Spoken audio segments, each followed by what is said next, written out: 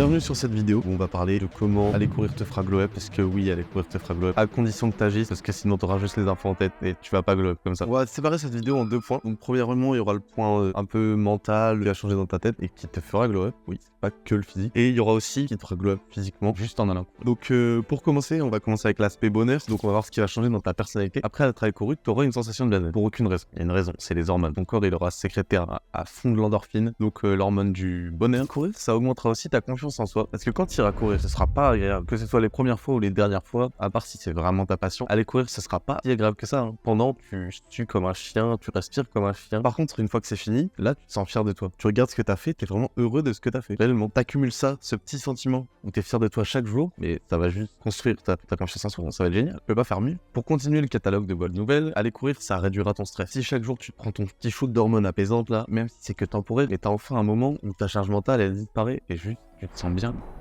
Ok.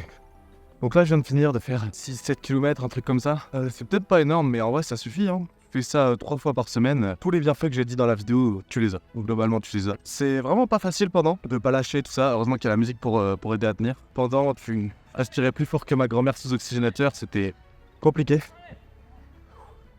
Mais là, maintenant que c'est fini, tu te sens bien. T'es bien. Là, les trucs que j'ai pas envie de faire, que j'ai jamais envie de terminer de voir, les tâches chiantes, là j'ai de la motivation pour les faire. Je me sens, j'ai envie de les faire même, j'ai envie que ce soit fait, tu vois. T'as une sorte de boost, après tu te sens bien.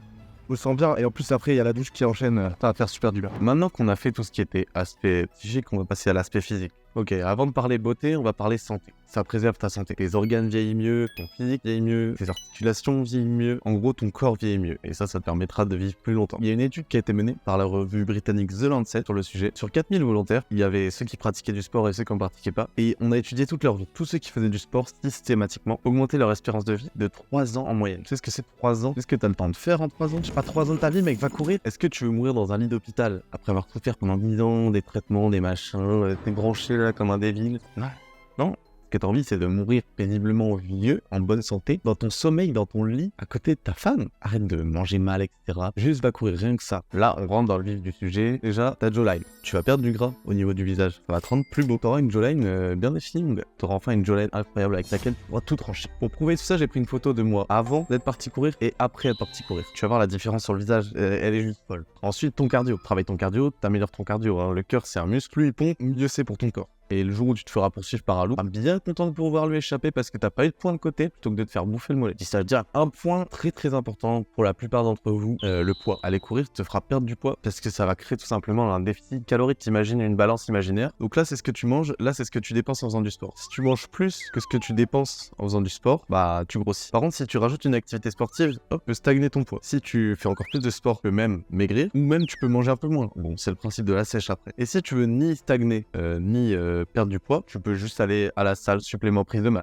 Ça marche aussi. Mais bon, on n'est plus dans le thème de la vie. On avait parlé du visage où tu perdras du gras, mais tu perdras du gras pour des abdos, autour, en fait partout. Même si tu travailles pas tes abdos, ils sont là. Imagine que tu perds ta petite couche de gras, hop, on voit tes abdos, hop, on voit ton V. Avec moins de stress, moins d'anxiété, plus de joie, une plus grande confiance en soi. Et tu seras bien plus charismatique. Ta personnalité, on sentira qu'elle est là, que t'es intéressant, que t'as des choses à te dire. Aussi, tu pourras te considérer comme sportif. Mais la chose la plus importante au fond pour être attirant, ça reste quand même le physique. Quand une personne te voit, la première chose qu'elle voit de toi, c'est ton physique. Ok, le body positive, machin, tous les corps sont beaux, il faut s'accepter, mais quand même. Et pour en revenir au sujet, rien que le fait de perdre un peu de graisse sur le visage et sur le corps passe facile d'un 7 sur 10 ou d'un 6 sur 10 à un 7 ou un 8. Tu gagnes un point sur l'échelle. Et je pars du principe que tout le monde peut atteindre les 10. Vraiment. Peu importe qui tu es, à part si t'as pris une balle là ou que t'es déformé, qu'il te manque un bout de ton crâne, j'en sais rien. Tu peux atteindre un 10 sur 10 physiquement. Il faut juste que t'ailles voir #looksmaxing sur TikTok. Tu scrolles un peu, t'auras plein d'astuces, des trucs pour avoir un visage un peu plus carré, une plus belle peau, une coiffure, un truc, une haircut, un minimum. Si tu te trouves trop gros, trop gras, pas assez sexy, pas assez fort, va courir.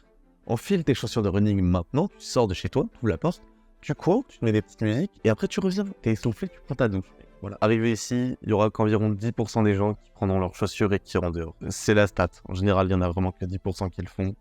Donc, si tu fais partie des 10%, bah enfile tes petites chaussures, mets tes petits AirPods, va courir, donne tout, tu vas aller loin, mon gars. Pour le 90% qui reste, bah continue de scroller, continue de regarder des vidéos dev perso comme du divertissement. Vous irez pas très loin si vous faites pas les actionable steps. Pour les 10% restants, abonnez-vous, on ira super loin ensemble. C'était Merlin. Salut.